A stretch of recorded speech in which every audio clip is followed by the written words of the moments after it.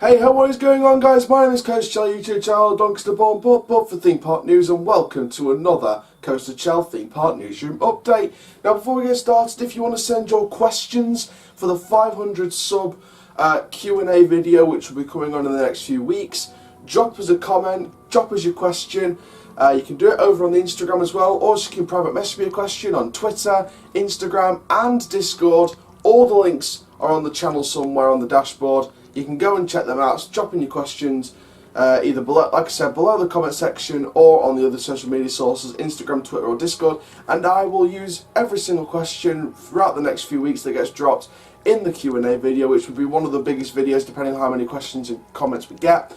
So drop them in, let's get into the video. So this is a debating theme park newsroom update for Legoland Windsor. Of course, we haven't really done a specific Legoland Park update since we talked about Legoland Florida and the fact they're opening a new Pirate Island hotel in 2020.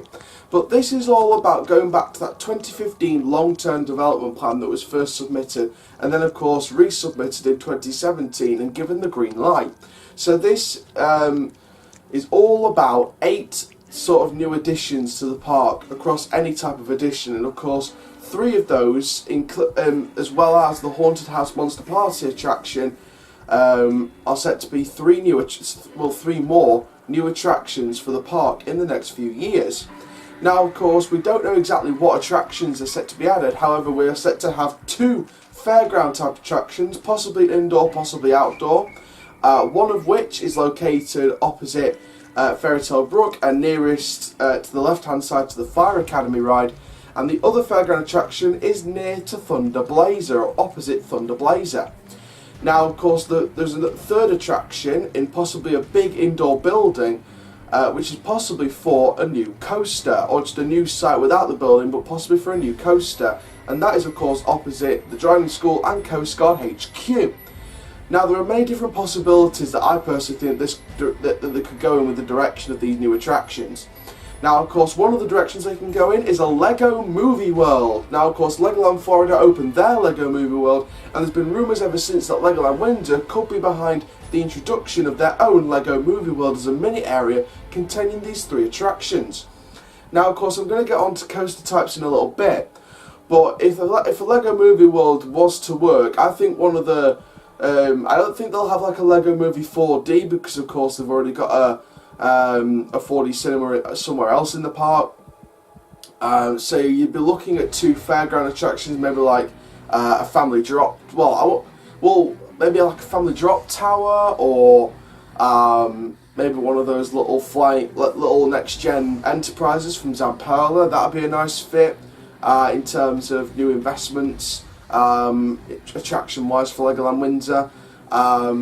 In terms of theming, I mean, there's different things they can use Legoland theme to. I mean, if you're going to use a coaster in that big attraction space, then I'd like to see like a spaceship themed family coaster themed to that character of Benny from the Lego Movie and the spaceship adventure type of sci-fi theme as part of the Lego Movie franchise.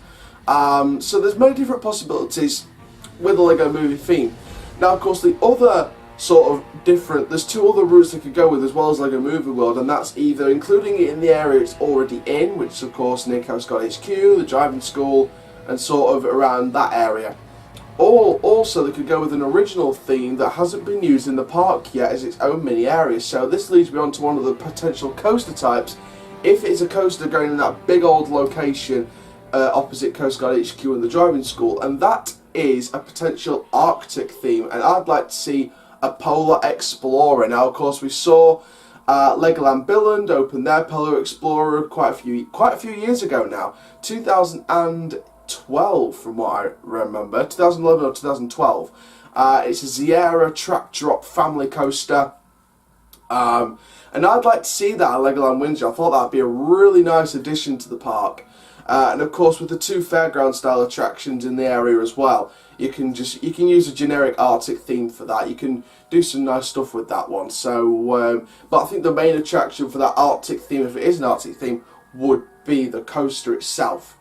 Now, of course, like I said, the other direction they could go in is including it in the area that it is already in. And for that, for the coaster, I'd like to see something like a Wavebreaker style Intamin family launch coaster Either you set on jet skis or ATVs or something like that, just to give off that theme of the area that's already in.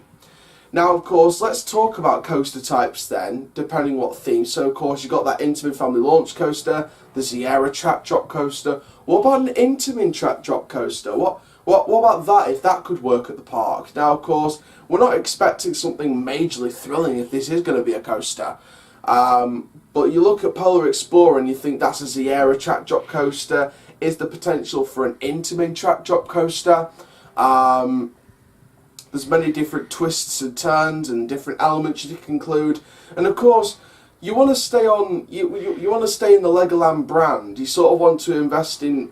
You want to maybe take a risk in investing in rides that you might not have had before, as well the Intamin Track Drop Coaster or the Intamin Family Launch, like a Waybreak style. Of course, they haven't really had any of those in the other Legoland parks, so that would be nice. Obviously, you can't really go for a Woody because a Legoland in California already has one of them with the Coastosaurus from Gravity Group. If you want to do GCI, then maybe that would help. Of course, it sticks with the Merlin brand then as well. But in terms of sticking with the Legoland brand, I'd like to see a Polar Explorer, or if they're going to go for a different thing, you look at Legoland Billund again, and you look at how they invested in their Sierra Family Coaster their Sierra Family Coaster, the Flying Eagle. And of course, Tato Park are adding a clone of that in their park this year over in Ireland called Flight School as part of their 2 new investments with the zipline and adventure course called Skygliders. You look at Legoland Windsor and you think that would work, a nice new family coaster like a Flying Eagle type Sierra Family Coaster.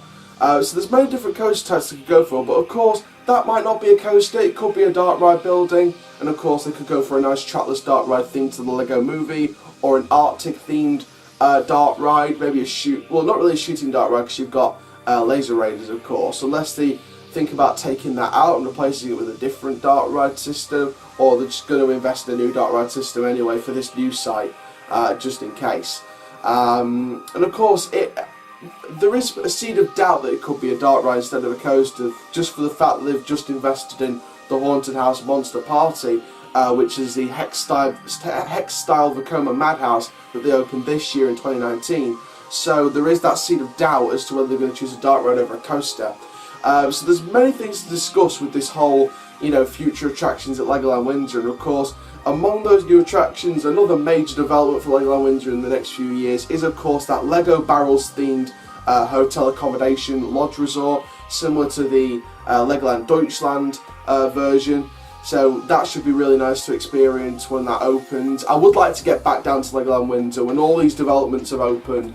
Obviously try Haunted House Monster Party for the first time. I haven't been Legoland since 2006, so this will be my first time in by the time these developments all open, it'll be nearly 20 years since I last went to Legoland Windsor, so that's massive. That's a massive gap without Legoland Windsor. But I know some people on the old channel have been calling for a Legoland Windsor vlog, so I would like to get down to Legoland Windsor at some point in the next few years, maybe before these developments open, and then come back a few years later once these developments have all opened, of course.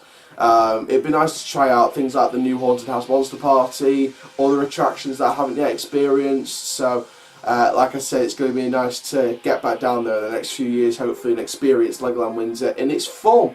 So there we go, that's this Theme Park News update from Legoland Windsor. Of course, we've hit 500 subscribers already, so thank you so much for that, guys. It really means a lot to me, guys, that you guys love the channel. Of course, please spread the word. Of course, we've got our Candemonium logo contest for Hershey Park. Make sure you go and send in your logo designs. And to be fair, someone commented and said, can I draw it or can I computerize it? You can do it any way you want. You can design it on a computer and then just send it in as a private message on Instagram. I'll save the photo if you want to take a photo of it. I know I've definitely got one entry from Coaster Course, so thank you very much, Coaster Course, for your entry.